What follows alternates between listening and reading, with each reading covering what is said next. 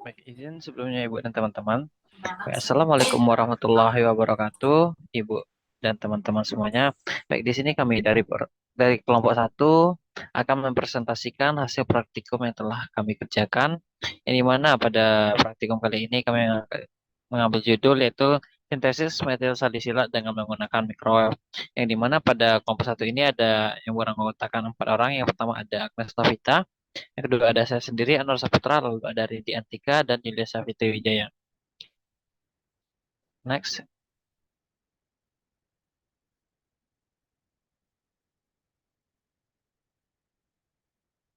Baik, untuk tujuan penelitian akan dibacakan oleh Saudari Yulia Savitri. Pada Saudari disilahkan. Baik, terima kasih moderator.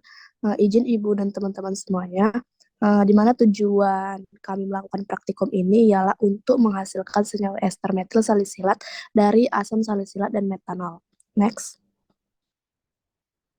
Adapun alat dan bahan yang digunakan untuk melakukan praktikum ini sendiri yaitu yang pertama ada pipet volume, bola hisap, labu leher 3 alas bulat, microwave, corong, botol semprot, botol reagen 3, kaca arloji, timbangan analitik, dan gelas ukur 10 mili itu 2 buah pipet tetes. Di mana bahan yang digunakan itu ialah asam salisilat C76O3, metanol, dan H2SO4 50%.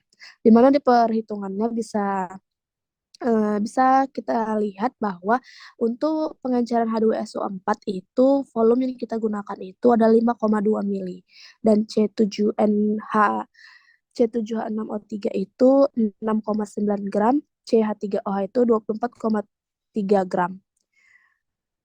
Terima kasih, saya kembalikan kepada moderator. Baik, terima kasih pada Saudari Pipi. Next, Rin. Adapun prosedur kerja akan dibacakan oleh Saudari Rindi Antika. Pada Saudari Rindi disilahkan. Baik, terima kasih moderator. Saya akan menjelaskan mengenai prosedur kerja.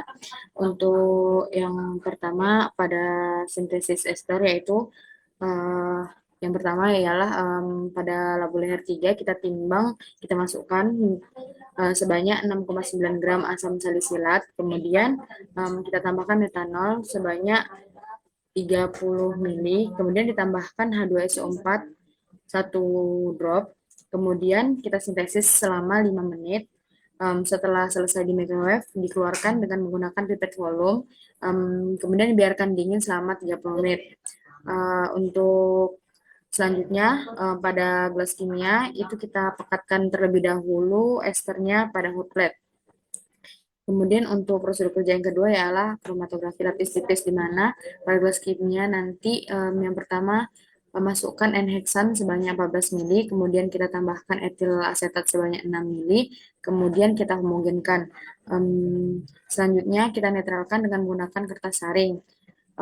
Kemudian kita totalkan ester pada plat KLT yang sudah diukur batas atas dan batas bawahnya sebesar 1 cm. Kemudian setelah selesai kita uji menggunakan sinar UV. Setelah itu baru kita hitung hasilnya. Sekian, kembalikan ke moderator. Baik, terima kasih pada Saudari Rindi. Next, Rin. Pada bagian tabel pengamatan akan dibacakan oleh Saudari Agnes. Pada Saudari Agnes disilahkan. Pada moderator, baiklah di sini saya akan menjelaskan terkait tabel pengamatan, di mana dalam proses dalam pengujian kemurnian dari metil salisilat ini, yaitunya ester, digunakan pengujian dengan proses kromatografi lapis tipis atau KLP. Mana esternya yaitunya metil salisilat didapat jarak LW-nya yaitu 6,5, jarak nodanya 5,8 dan nilai RF yang didapat yaitu 0,89. Dengan rumus yaitunya RF sama dengan jarak noda per jarak LW, sehingga didapatlah nilai RF yang tertera. Lanjut.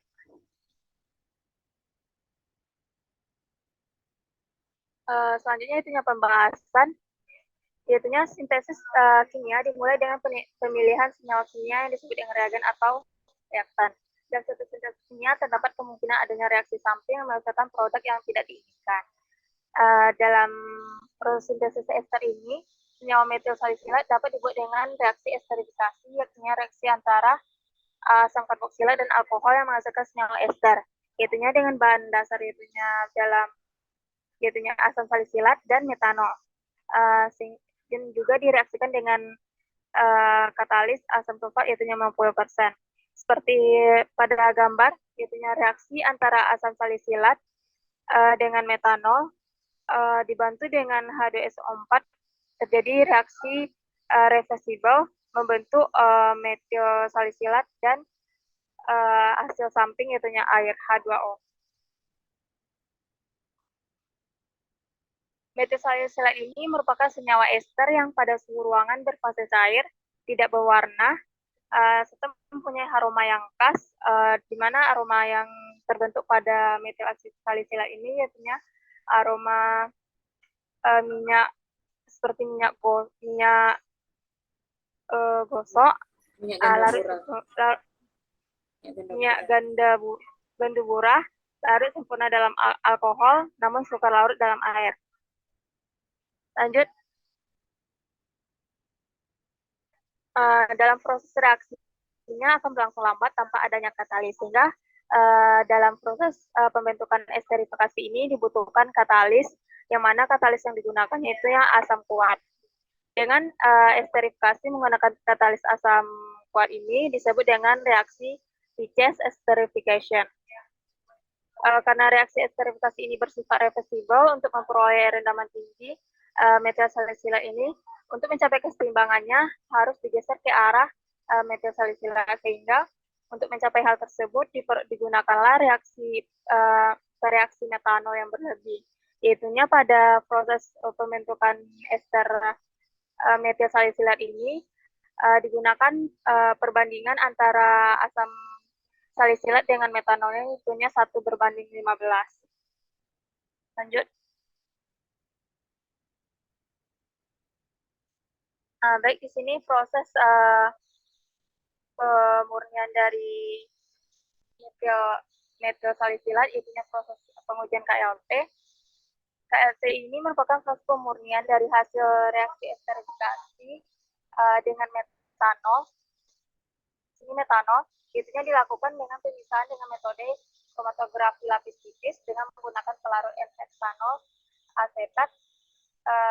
N-heksanol berbanding dengan etil asetat, itunya 7:3.